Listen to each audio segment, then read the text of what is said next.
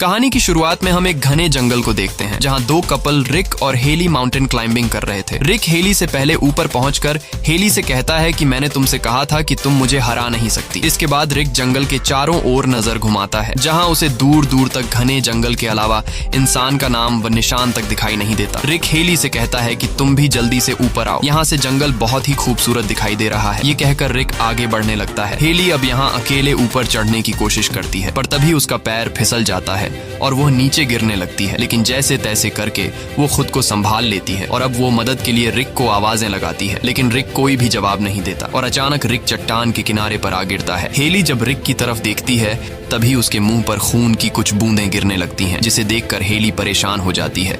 अब वो इस हालात को समझने की कोशिश कर ही रही होती है कि तभी कोई रिक को उठाकर नीचे फेंक देता है और यह देखकर हेली के गले में सांसें अटक जाती हैं। अब हेली जैसे तैसे करके खुद को छुड़ाकर नीचे उतरने की कोशिश करती है पर तभी रस्सी से हेली को कोई ऊपर खींचने लगता है। डर के मारे हेली खुद को बचाने के लिए रस्सी काट देती है जिससे वो सीधा नीचे रिक की बॉडी के पास गिर जाती है। रिक को मरा हुआ देखकर हेली जोर जोर से रोने लगती है। अब वो इस हादसे से अच्छी तरह संभल नहीं पाई थी कि तभी वो देखती है कि ऊपर झाड़ियों से कोई तेजी से उसकी तरफ आ रहा है, जिसे देखकर हेली अपनी जान बचाने के लिए तेजी से अपनी कार की तरफ दौड़ती है, लेकिन भागते भागते उसका पांव एक कांटेदार तार में फंस जाता है जिससे वह नीचे गिर जाती है और तभी हम देखते हैं कि कोई हेली को घसीट कर ले जाता है। अब यहाँ हमें यह पता चलता है कि वेस्ट वर्जीनिया के इस एरिया में बहुत से लोग गायब हो रहे हैं और लोगों का मानना है कि इस जंगल में काफी अजीब से दिखने वाले लोग रहते हैं जो इंसानी मांस खाते हैं और जो कोई भी इस जंगल में आता है वो अजीब से दिखने वाले लोग उसे मार देते हैं। अब अगले सीन में हम सड़क पर एक कार को देखते हैं। अगर आपको इस मूवी का सेकंड पार्ट देखना है तो कमेंट में पार्ट 2 लिखें।